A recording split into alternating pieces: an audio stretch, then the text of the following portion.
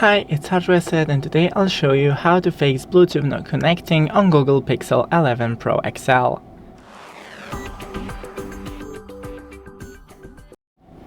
So first, scroll from the top and open the Bluetooth settings.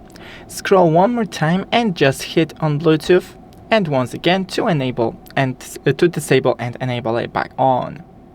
Then in Saved Devices, hit the gear next to your connected devices and forget device. Pair a new device and try once again pairing with the same device. And if you still have any issues, then try restarting your phone and the Bluetooth device. Thanks for watching, don't forget to leave a like and see you in the next one.